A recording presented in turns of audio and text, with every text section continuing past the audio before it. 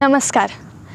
M, नियम, आसन, प्राणायाम, प्रत्याहार, धारणा, ध्यान आणि समाधी या अष्टांग योगातील 8 पायऱ्या आणि यामधील 2 पायऱ्या म्हणजे आसन आणि प्राणायाम.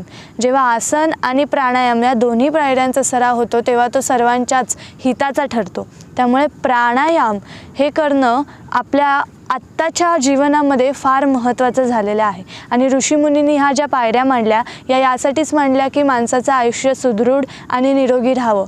पण आता परिस्थिती अशी आहे की आपल्या ठिकाणी जी प्राणशक्ती आहे म्हणजे आपली जी जीवनशक्ती आहे ज्यामुळे आपण संपूर्ण जीवन जगत असतो, आपला जो श्वास आहे तो श्वास आपल्या इतक्या जवळ आहे आणि तो सतत सातत्याने आपल्या सोबत असतो, परंतु आपलं त्याच्याकडे एकदाही लक्ष जात नाही.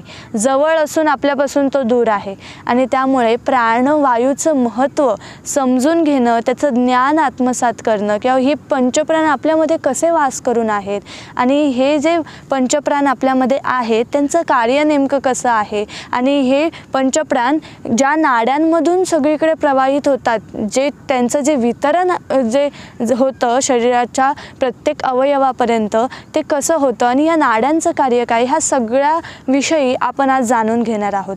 सगळ्यात पहिले तर मी हा जो विषय तुमच्यासमोर मांडत आहे किंवा हा विषयाविषयी आपण जो संवाद करत आहोत त्यासाठी मी पहिले माझ्या गुरूंची कृतज्ञता व्यक्त करते. कारण प्राणायाम या विषयासंदर्भात आवड निर्माण होण्यासाठी प्रथम त्याचं ज्ञान होणं फार महत्त्वाचं आहे. आपल्या ठिकाणी जी प्राणशक्ती आहे तिची कृतज्ञता भाव मनामध्ये निर्माण होणं महत्त्वाचं आहे. ही जाणीवेची कवाडं जेव्हा उघडली जातात ना तेव्हा ती जाणीव झाल्यानंतर आपण प्राणायामाला सुरुवात करू शकतो.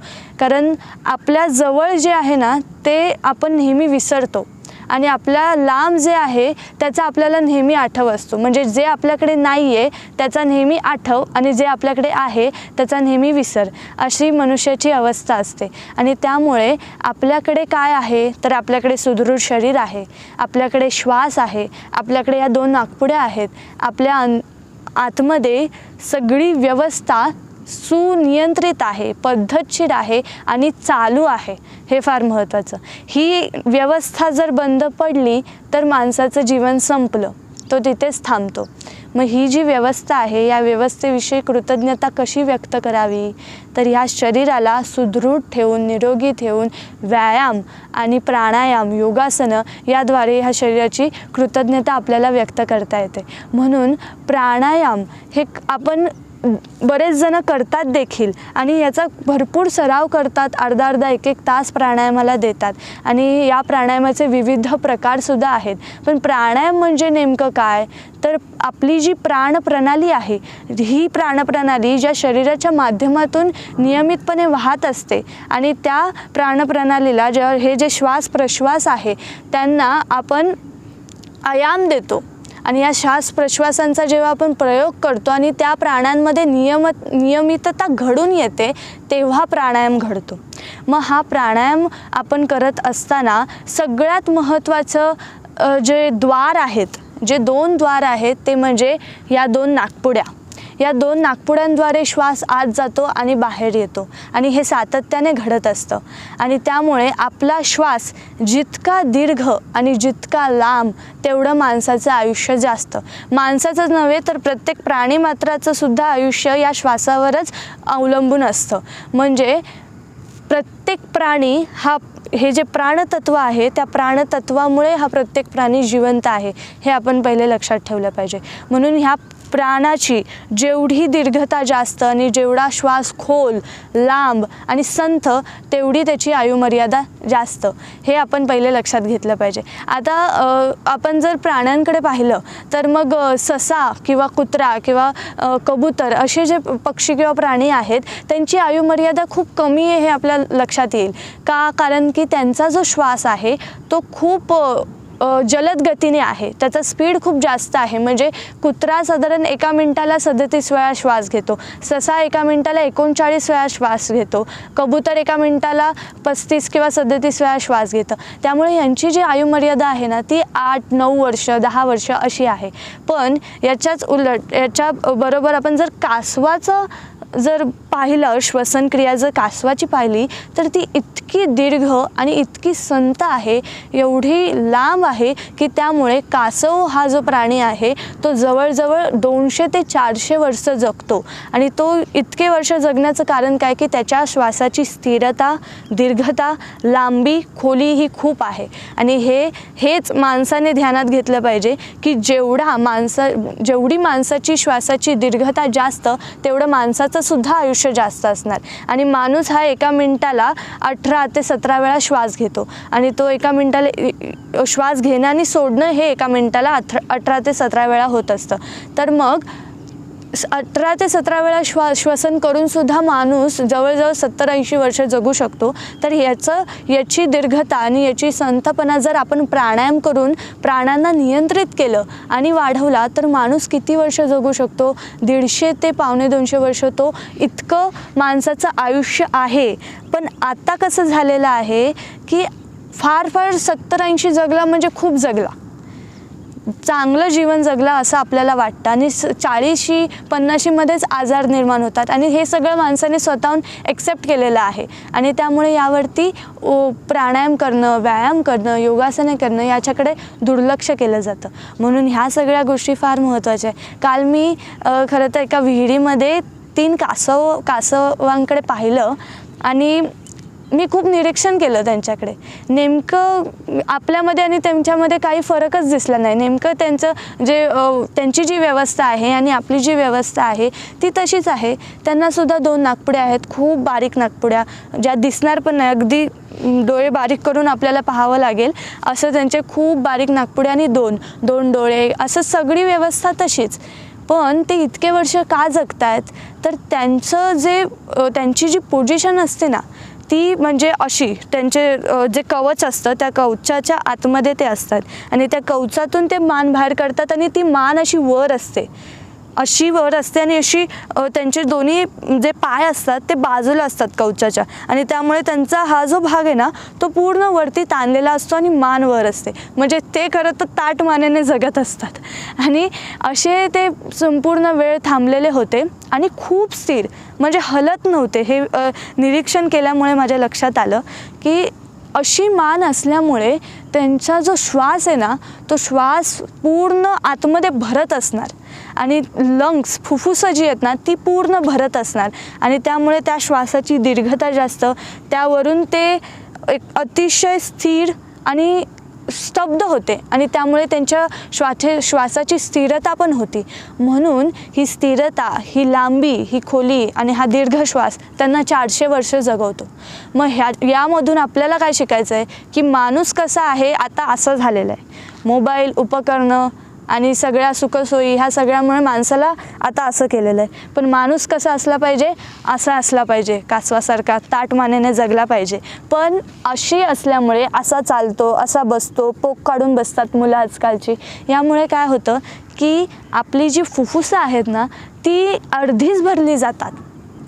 या पोझिशनमुळे आपला जो श्वास आत जातो आणि बाहेर जातो, त्यामुळे फुफ्फुसं जेवढी त्यांची कॅपॅसिटी आहे तेवढी पण भरत नाही. वाढवण्याची गोष्ट दूरच, पण जेवढी आहे तेवढी पण भरत नाही आणि ती अर्धीच भरली गेल्यामुळे आपल्या श्वसनावरती त्याचा परिणाम होतो. म्हणून जेव्हा माणूस असा ताठ असतो, ताठ चालतो, ताठ राहतो, तेव्हा त्याची फुफ्फुसं पूर्ण भरली जातात आणि त्याचा फायदा आपल्या हृदयाला, फुफ्फुसांना, श्वसन संस्थेला सगळ्यालाच होत असतो. म्हणजे आपल्याला लक्षात काय घ्यायचं आहे, प्रत्येक वेळेस आपले पोश्चर फार महत्त्वाचं आहे. आणि प्राणायामामध्ये आपल्याला हेच शिकायला मिळतं. ताठ बसणं, लांब श्वास घेणं, लांब श्वास सोडणं आणि यामध्ये विविध प्रकार आपण जेव्हा करतो तेव्हा यामुळे आपल्याला फायदे घडतात. आता हे सगळं जाणून घेताना प्राणशक्ती आपल्यामध्ये कशी नांदते, ही प्राणशक्ती आहे म्हणून आपलं जीवन चाललेलं आहे. वायुस्तंत्र यंत्रधर प्रवर्त कश्रेष्ठ नामामुच्चाना नियंता प्रणेताच मनस सर्वेंद्रियार्था नाभी ओढा सर्वेंद्रियांना वृत्ती प्रत्ययभूत. आता याचा अर्थ काय? तर याचा अर्थ खूप मोठा लिहिलेला आहे ऋषीमुनींनी. याचा अर्थ असा की आपलं हे जे शरीरतंत्र चाललेलं आहे ते वायू त्याचा प्रणेता आहे आणि आपलं मन कुठेही धावत असेल तर त्याला नियंत्रण करणारा सुद्धा वायू आहे आणि या शरीराला आणि मनाला एक करणारा सुद्धा वायूच आहे. आणि आपल्या आयुष्याचा सतत साक्षीदार जर कोणी असेल तर तो सुद्धा हा वायूच आहे. जेथे जातो तेथे तू माझा सांगाती, म्हणजे हा जो वायू जिथे आपण जाणार तिथे हा आपल्या सोबतच असतो, पण आपल्याला त्याचा विसर असतो. याचा आठव जेव्हा होतो तेव्हा खरं तर स्मरण घडतं आणि या स्मरणातून जर प्राणायाम घडले तर आपण जे प्राणायाम करत असू त्याचासुद्धा भावार्थ गुह्यार्थ जो आहे तो समजून घेऊन आपण करू शकतो. म्हणून आज हे सगळं जे आपण संवाद साधत आहोत तो त्यासाठीच आपण बोलत आहोत. तर ह्या मंत्रामधून आपल्याला लक्षात काय घ्यायचं आहे की हा जो वायू आहे या वायूवरती जर आपण नियंत्रण केलं, या वायूला जर आपण विविध प्रकाराने आयाम दिला तर आपल्या मनावरती कंट्रोल्स येतात, मनावरती नियंत्रण येतं, आपलं शरीर आणि मन एकत्र येतं आणि तिथे योग घडून येतो, तिथे स्थिरता येते आणि त्या स्थिरतेमधूनच शांतता आणि आनंद आणि शांतीसुखाचा मार्ग आहे. म्हणून हे प्राणायाम किती महत्त्वाचे आहेत आणि याच पंचप्राणांचं नियमन करणं महत्त्वाचं आहे. तर हे पंचप्राण शरीरामध्ये नेमके कुठे वास करतात, काय काम करतात? आपल्या कंठापासून ते हृदयापर्यंत प्राण हा वायू वावरत असतो आणि या वायूमुळे फुफ्फुसांची सतत क्रियाशीलता राहणं, फुफ्फुसे क्रियाशील राहतात, हृदय, त्यानंतर श्वसन संस्था, आपली स्वरयंत्रणा, नासिका मार्ग या सगळ्यांचं जे कार्य चाललेलं असतं त्यांना क्रियाशील ठेवणारा हा प्राण हा वायू आहे. त्यानंतर समान हा वायू छातीच्या खाली ते बेंबीपर्यंत नाभीपर्यंत पोटामध्ये पूर्ण हा वायू कार्य करत असतो आणि या वायूमुळे पचनक्रिया, लिव्हर, पॅनक्रियाज यांची आंतरिक कार्यप्रणाली सातत्याने सुरू असते या वायूमुळे. त्याखाली अपान वायू, बेंबीपासून ते मूलाधार चक्रापर्यंत अपान वायू आपल्या शरीरामधले सगळे वाईट पदार्थ जे आहेत, मल मूत्र विसर्जन करण्याचं काम, त्यासोबत गर्भ, मासिक पाळी येणे आणि शुक्राणू, वीर्य बाहेर जाणे हे सगळं अपान वायूमुळे घडत असतं. उदान हा जो वायू आहे हा कंठापासून ते मस्तिष्कापर्यंत वाहतो आणि या वायूचं कार्य किती मोठं आहे, म्हणजे आपल्या शरीरामध्ये हलकेपणा हा उदान वायूमुळे असतो. आपण जर एखादा मृतदेह उचलला आणि एखादी जिवंत व्यक्ती उचलली तर जिवंत व्यक्ती आपल्याला हलकी लागेल आणि मृतदेह हा जड वाटेल, कारण की मृतदेहामधून उदान वायू हा निघून गेलेला असतो आणि जिवंत व्यक्तीमध्ये उदान वायू असतो. उदान वायूमुळे आपल्या सगळ्या सेन्सरी ऑर्गन्स, पाहणं, ऐकणं, हालचाली करणं या सगळ्यावरती उदान वायूचं नियंत्रण असतं, कारण उदान वायू आपल्या पिट्युटरी ग्लँड्स, पिनियल ग्लँड्स यांना उत्तेजित ठेवतो, आपल्या मेंदूला उत्तेजना देतो, आपल्या मेंदूतल्या पेशींना उत्तेजना देतो आणि यामुळे उदान वायूमुळे आपल्या सगळ्या ह्या सर्व विचार करणे ह्या सगळ्या गोष्टी सुरू असतात. आपण कुठले वायू पाहिले? प्राण, अपान, समान, उदान आणि व्यान हा वायू संपूर्ण शरीराला व्यापून असतो आणि या व्यान हा जो वायू आहे यामुळे संपूर्ण शरीरातल्या ज्या सगळ्या शिरा आहेत, नसा आहेत, या नसांमधून तो वाहत असतो आणि जिथे कुठे जर कुठलाही प्राणवायू कमी पडत असेल, त्याला जर मदत हवी असेल तर हा व्यान जो वायू आहे तो तिथे मदत करतो. तर अशा पद्धतीने हे पंचप्राण जे आहेत ते आपल्यामध्ये नांदत असतात. आता हे पंचप्राणांचे उपप्रकार जे आहेत ते म्हणजे नाग, कूर्म, कुकर, धनंजय आणि देवदत्त. नाग हा जो वायू आहे तो पोटावरचा दाब कमी करतो ढेकरांच्या स्वरूपामध्ये.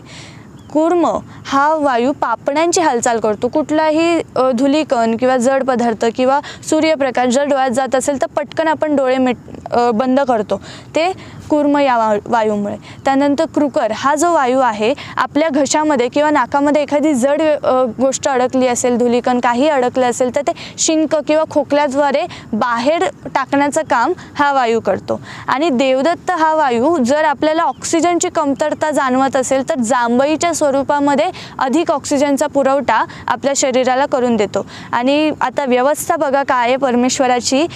धनंजय हा जो वायू आहे हा धनंजय वायू मृत्यूनंतर कधी माणसाचं प्रेतसुद्धा फुगवतो आणि हा वायू संपूर्ण शरीरामध्ये असतो आणि सगळ्यात शेवटी मृत्यू झाल्यानंतर हा वायू शरीरातून बाहेर जातो. म्हणजे ही व्यवस्था काय आहे, आपल्या शरीरातून प्राण बाहेर गेल्यानंतरसुद्धा काही क्रिया आहेत त्या या शरीरामध्ये चाललेल्या असतात.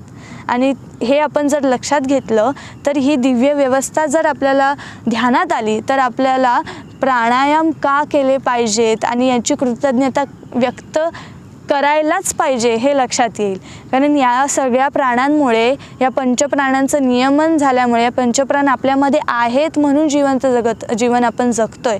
हे पंचप्राण निघून जातात तेव्हा ते पंचमहाभूतांमध्ये विलीन होतात आणि माणसाचं शरीर थांबतं. मग यांचं जेव्हा हे जे पंचप्राण आहेत हे मी मगाशी सांगितलं की या 2 नाकपुड्यांमधून हा ऑक्सिजन आत जातो आणि बाहेर येतो. आता ही प्रोसेस कशी घडते, हे आतमध्ये कशी प्रक्रिया घडते, या 2 नाकपुडीतून जेव्हा ऑक्सिजन आतमध्ये जातो तेव्हा आपली श्वसन नलिका आणि अन्ननलिका ही एकच आहे. त्याच्यामध्ये एक पडदा आहे, त्यामुळे त्याचे 2 भाग झालेले आहेत.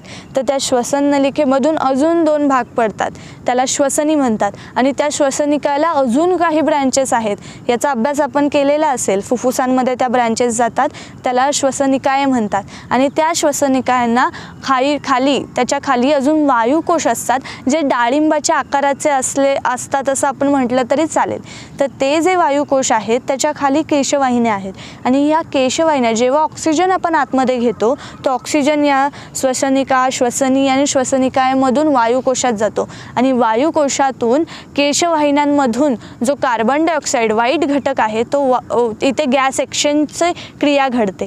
म्हणजे केशवाहिन्यांमधला कार्बन डायऑक्साईड वायुकोश शोषून घेतलं आणि वायुकोशमधला ऑक्सिजन केशवाहिन्यांमध्ये जातो, म्हणजे रक्तवाहिन्यांमध्ये मिसळतो. आणि हा ऑक्सिजन जेव्हा रक्तवाहिन्यांमध्ये मिसळतो तेव्हा तो ग्लुकोजला तोडतो आणि आपल्या संपूर्ण शरीरामध्ये एनर्जी निर्माण करतो, उत्साह राहतो, आपल्याला पूर्ण दिवसभर काम करण्याची ताकद राहते. म्हणजे आणि मग कार्बन डायऑक्साईड हा नाकावाटे पुन्हा बाहेर जातो. ही संपूर्ण प्रोसेस जर आपण लक्षात घेतली तर आपल्याला ध्यानात येईल की ह्या प्रोसेसमध्ये आपण जेव्हा साधारण ब्रिदिंग करतो तेव्हा ती 500 सेल्सिअस असते. म्हणजे नॉर्मली आत्ता जी तुमची ब्रिदिंग चालू आहे, माझी ब्रिदिंग चालू आहे, ती 500 सेल्सिअस आहे. आणि जेव्हा मनुष्य चालतो तेव्हा 17 ते 18 लिटर हवा तो आत घेतो आणि बाहेर सोडतो. आणि जेव्हा धावतो तेव्हा 56 लिटर हवा आतमध्ये घेतो आणि बाहेर सोडतो. मग आता यामध्ये श्वसनाची जी दमछाक आहे किंवा हृदयाची दमछाक होणं, फुफ्फुसं पूर्ण विस्तारली जाणं, आकुंचन होणं, प्रसरण होणं, ह्या गोष्टी इथे फार महत्त्वाच्या ठरतात. तुम्ही कधी ऐकलं आहे, आपण संपूर्ण आपल्या आयुष्यामध्ये स्पोर्ट्समॅन्स गेला हे खूप कमी वेळा ऐकतो. याचं कारण काय की स्पोर्ट्समॅन्स जे आहेत ना किंवा स्पोर्ट्स पर्सन्स जे आहेत ते जास्त करून त्यांची हृदयाची दमछाक जास्त होते.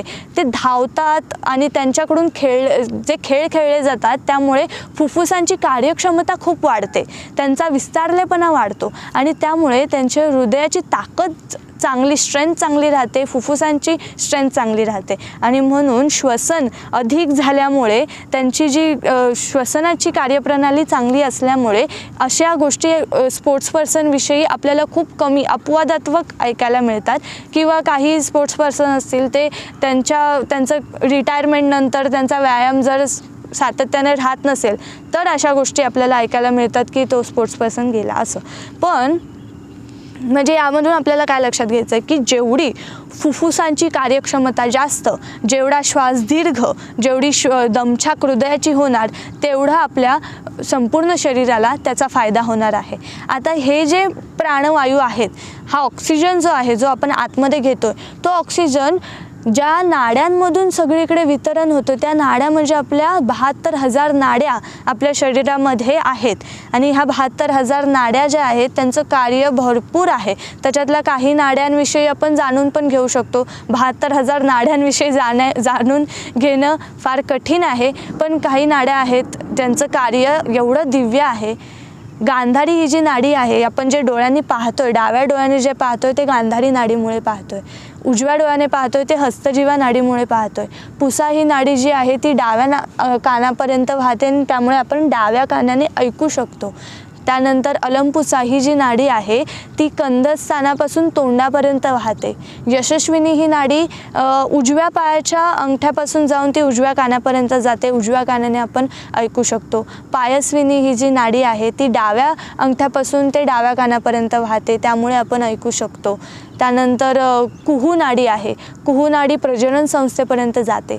सामखिनी नाडी ही स्वाधिष्ठान चक्रापर्यंत जाऊन संपूर्ण जननेंद्रियांचं कार्य सांभाळण्याचं काम करते.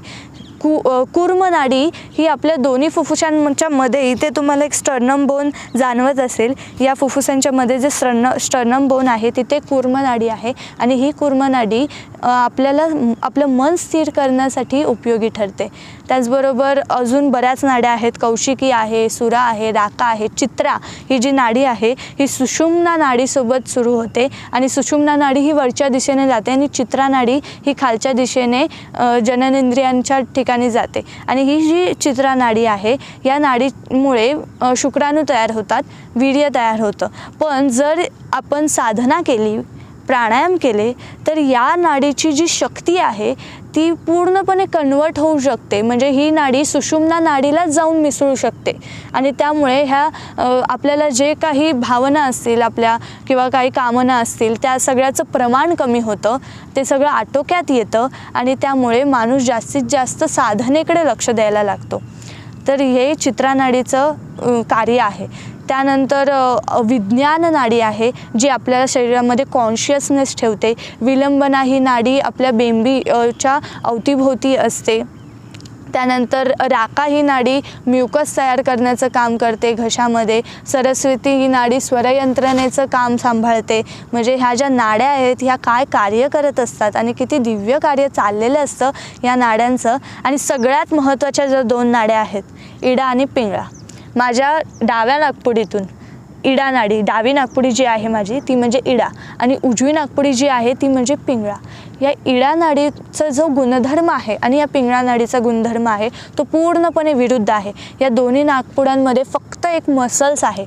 या मसल्समुळे या दोन्ही एनर्ज्या वेगळ्या असल्या तरी त्या एकाच शरीरामध्ये वाहत आहेत. लीला बघा परमेश्वराची काय आहे, सूर्य आणि चंद्र दोन्ही एकाच ठिकाणी आहेत आणि ते कसे नांदतायत. या डाव्या बाजूने आपल्या स्पायनल कॉर्डमधून सुषुम्ना नाडी जाते आणि या डाव्या बाजूने म्हणजे ही जी इडा नाडी आहे तिथून ती स्पायनल कॉर्डच्या डाव्या बाजूने वाहते आणि पिंगळावाडी स्पायनल कॉर्डच्या उजव्या बाजूने म्हणजे सुषुम्ना नाडीच्या उजव्या आणि डाव्या बाजूने या दोन्ही नाकपुड्या वाहत असतात. पण यांचं स्ट्रक्चर कसं आहे, मागे गेल्यानंतर म्हणजे इथून त्या जेव्हा पाठीच्या कण्यातून जातात तेव्हा डाव्या बाजूने जी सुषुम्नेच्या डाव्या बाजूने जी इडा नाडी आहे ती सुषुम्नेला वेटोळे घालते असे आणि पिंगळा नाडी या बाजूने वेटोळे घालते आणि या दोन्ही वेटोळ्यांमुळे त्यांचा अशा एक आकार तयार होतो ज्यामध्ये त्या एकमेकांना भेदून जातात आणि मधून सुषुम्ना नाडी जाते. त्यामुळे या तिन्ही नाडींचा त्रिवेणी संगम होतो, याला मध्य नाडी असं सुद्धा म्हणतात. आता इडा नाडी हे शांततेचं प्रतीक आहे, थंड, शीतलता. इथे पूर्णपणे थंडावा आहे आणि इथे पूर्णपणे उष्णता आहे. याचा जो गुणधर्म आहे यामुळे जेव्हा आपण शांत असतो, जेव्हा आपण विचार करतो किंवा आपण झोपतो तेव्हा आपली इडा नाडी सुरू असते नेहमी. आणि जेव्हा आपण उत्साही असतो, काहीतरी ॲक्टिव्हिटी करत असतो, काम असतं आपल्याला, तेव्हा पिंगळा नाडी ही सुरू असते. इडा नाडीमुळे आपली पॅरासिम्पॅथिक नर्वस सिस्टीम म्हणजे नेणीवपूर्वक जी काही कार्य घडत असतात ना, जे आपल्याला कळत नाही, ती सगळी कार्य इडा नाडीमुळे सुरू असतात. आणि आपली सिम्पॅथिक नर्वस सिस्टीम म्हणजे जाणीवपूर्वक आपण जे काही हालचाली करतो त्या पिंगळा या नाडीमुळे करत असतो. तसंच पिंगळा या नाडीमुळे शरीरामध्ये उष्णता राहते, हीट निर्माण होण्याचं, रेस्पिरेटरीचं काम, त्यानंतर भूक लागणे, तहान लागले, हे सगळं काम जे आहे ते पिंगळा नाडीचं आहे. आणि इडा जी नाडी आहे त्यामुळे आपल्या शरीराच्या थंडावा राहतो, आपल्याला झोप लागणे आणि आपलं मन शांत ठेवणे हे इडा या नाडीचं काम आहे. आणि इडा या नाडीमुळे आपल्या शरीरात जरी बाहेरचं तापमान गरम असलं तरी शरीरातलं तापमान थंड ठेवण्याचं काम इडा करते आणि बाहेरचं तापमान जर थंड असेल तर शरीरातलं तापमान गरम ठेवण्याचं काम पिंगळा करते. पण ह्या दोन्ही नाकपुड्या एकाच वेळेस ॲक्टिवेट नसतात, हे लक्षात घेतलं पाहिजे.